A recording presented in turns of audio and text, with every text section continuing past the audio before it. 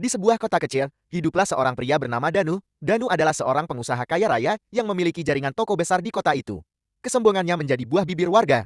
Ia sering memandang rendah pedagang kecil, bahkan terang-terangan menghina mereka. Suatu hari, Danu sedang berjalan-jalan di pasar tradisional. Ia melihat seorang ibu tua menjual gorengan di pinggir jalan. Dengan nada sinis, ia berkata, "Ibu, apa gunanya menjual gorengan seperti ini? Uang yang didapat pasti hanya cukup untuk makan sehari. Kalau saya jadi ibu, saya lebih baik menyerah saja." Ibu itu hanya tersenyum dan menjawab dengan tenang, "Pak Danu, rezeki itu hakikatnya titipan dari Tuhan. Tak peduli besar atau kecil, asal halal, itu sudah berkah." Danu hanya tertawa sinis dan pergi. Namun, tak lama setelah itu, bisnis Danu mulai mengalami masalah. Beberapa mitra kerjanya menarik diri, persaingan pasar semakin ketat, dan akhirnya ia harus menutup beberapa tokonya. Dalam waktu kurang dari setahun, Danu kehilangan hampir semua hartanya. Kehilangan itu membuat Danu hidup sederhana. Suatu hari, ia kembali ke pasar tradisional. Kali ini bukan sebagai pengunjung, tetapi untuk mencari pekerjaan. Ia melihat ibu tua yang dulu dihina masih berjualan gorengan. Dengan pelanggan yang tampak ramai, Danu merasa malu.